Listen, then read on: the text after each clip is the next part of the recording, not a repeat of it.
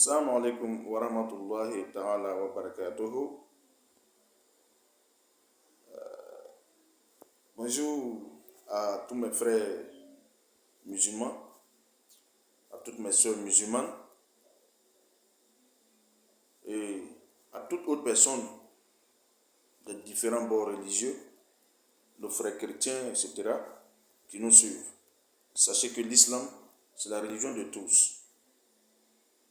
Ce n'est pas seulement pour les Malinqués, ce n'est pas seulement pour les Ibo, ce n'est pas seulement pour les Arabes, c'est pour tout le monde.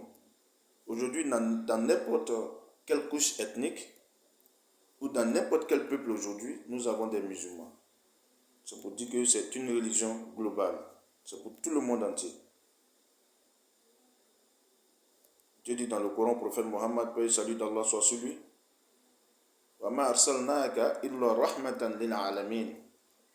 il dit, je n'étais envoyé qu'étant une miséricorde pour toute l'humanité ou pour tous les êtres. Alors, chers frères et sœurs en islam, mon nom c'est Sisté Ramadan Mustafa. Sisté Ramadan Mustafa. Et si je suis en face de vous aujourd'hui, c'est juste pour faire un rappel. Comme le Coran le dit, Fadhakir insiste toujours sur le rappel. Fa'inna dhikra, certes, le rappel, tanfa'ul mu'minun, importe les croyants. Le rappel est très important pour le croyant. Vous voyez le rappel en islam, je vous donne un exemple. Vous voyez un arbre, quand on finit de couper un arbre, il sèche au fur et à mesure que le temps avance. Et quand il finit totalement de sécher, on l'appelle comment? Un fagot. Ou bien il devient une planche. Parce qu'il ne vit plus. C'est comme un homme. Un homme qui a la foi, mais qui n'écoute pas les rappels, ou bien qui ne lit pas le Coran, que ce soit en arabe ou en français, sa foi meurt. La foi a besoin d'être entretenue par les paroles d'Allah, par la méditation, par l'invocation, par la récitation des versets coraniques ou dans la causerie avec des personnes ressources, des personnes vertueuses. Quand on est en compagnie des personnes vertueuses, eh bien, c'est sûr que notre foi va s'accroître. Mais lorsqu'on fréquente des personnes qui ne sont pas vertueuses, des malfaiteurs, c'est sûr que notre foi aussi va baisser. Ça, c'est valable pour tout le monde. Alors, chers frères et sœurs en islam, écoutez incessamment les rappels. C'est très important en islam. Vous savez, nous sommes sur terre pour un moment, pour juste un séjour. Le vrai repos, la vraie demeure pour nous, c'est sans doute l'au-delà. À quoi c'est bon de se battre pour la vie ici-bas et d'être en enfer le jour du jugement? Chers frères et sœurs en islam, battons-nous pour Allah. Battons-nous pour le repos éternel au paradis. Il n'y a rien de tel. Je suis beau, je suis vilain, je suis riche. Ça ne sert à rien lorsqu'on n'oriente pas cela vers les sentiers d'Allah. Utilise ta richesse pour atteindre Allah.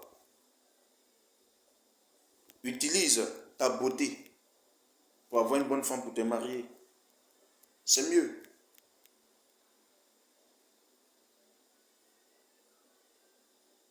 Apprenons la science religieuse. Qu'on soit élève, qu'on soit fonctionnaire, qu'on soit paysan, personne n'a d'excuse auprès d'Allah s'il n'apprend pas la religion. Le prophète nous dit quoi? Sur le sang de Tasliman.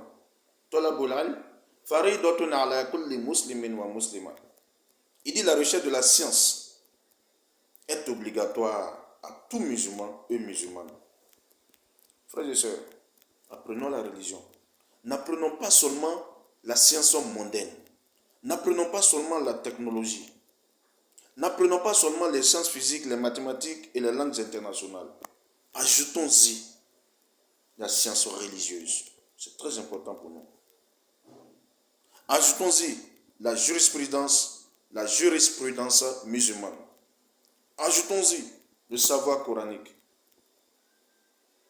Tout ça cumulé fait de nous un être comblé. Alors, chers frères et sœurs en islam, méditons incessamment sur notre religion. Elle est la seule entité qui va nous sauver le jour du jugement. Aujourd'hui, j'aimerais parler d'un hadith avec vous. Et ce hadith parle de la manière dont on doit éduquer nos enfants. Vous savez, le prophète Mohammed, qu'Allah l'agrée, que la grâce et la bénédiction éternelle d'Allah soient sur lui. Amen. Il nous disait ceci. Addibu awladakum ala salasi khisal. Éduquez vos enfants. Éduquez vos progénitures à travers 3 comportements. À travers 3 caractères. Hubbi nabiyikum wa hubbi ahli baitihi. L'amour du prophète et l'amour des gens de sa maison. L'amour du prophète et l'amour de sa famille. Aimons le prophète. Écoutons beaucoup les histoires du prophète.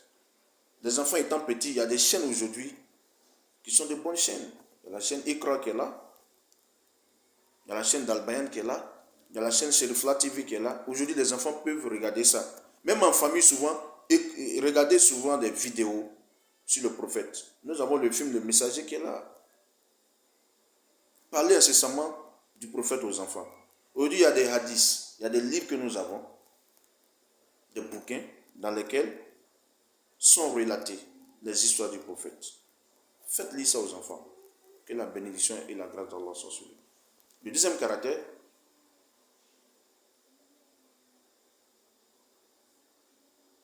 il dit Hubbi nabiyikum wa hubbi ahli baiti, l'amour du prophète et l'amour des gens de sa maison. Et le troisième, ça c'est les 2 caractères. D'abord l'amour du prophète sur son testament. Deuxièmement, l'amour des gens de sa maison, l'amour de sa famille.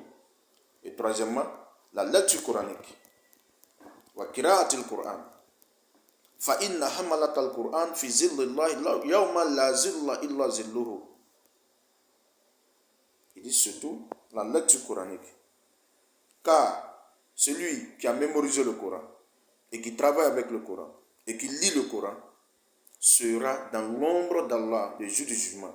Le jour où il n'y aura pas d'ombre en dehors de celui d'Allah. Donc l'amour du prophète, l'amour de sa famille et la lecture coranique. Initier les enfants déjà à la lecture coranique dès le bas âge. Ce qui nous oblige aujourd'hui à faire en sorte que nos enfants soient initiés à la lecture coranique depuis le bas âge. N'oublions pas ça, chers parents. N'oublions pas ça, chers amis. C'est la clé de la réussite, ici-bas et dans l'au-delà. Mais pourquoi aujourd'hui nos enfants ne maîtrisent que la langue française? Ils ne maîtrisent que les mathématiques, les sciences physiques, EDAIC, géographie, histoire. Mais le Coran, ils ne savent rien du Coran. Et nous pensons que le jour du jugement, Dieu ne va pas nous poser des questions. Nous ne pensons-nous pas que nous avons des comptes à rendre à Allah le jour du jugement dernier? Yawma yafirul mar'u min akhihi wa ummihi wa abihi wa sahibatihi wa banihi. Le jour du jugement, c'est un jour terrible. Le jour où l'homme verra son frère et il l'abandonnera. Il le laissera à son propre sort. Il va le fuir lorsqu'il va le voir. Pour ne pas qu'il ajoute des problèmes à ce que lui a déjà. Le juif verra ses géniteurs, son père et sa mère, et il les fuira. Le juif verra sa partenaire, sa conjointe et ses enfants, et il va les fuir. Parce que ce jour-là, c'est un jour vraiment très compliqué. Sur ce, Je vais m'arrêter là puisque nous avons déjà fait les 10 minutes. Voilà. Donc nous allons nous arrêter là. Et prochainement, nous allons continuer. Donc, la morale du jour, chers frères et sœurs en islam, c'est l'amour du prophète. Nous devons éduquer nos enfants avec l'amour du prophète, l'amour de sa famille et la lecture coranique. Assalamu alaikum wa rahmatullahi ta'ala wa barakatuh. Que Dieu nous accorde la compréhension, qu'il nous accorde la foi, qu'il accorde le paradis à tous nos disparus qui sont morts avec la ilaha illallah Muhammadun Rasulullah sallallahu alayhi wa sallam. Assalamu alaikum wa rahmatullahi wa barakatuh. À bientôt pour d'autres vidéos. Merci.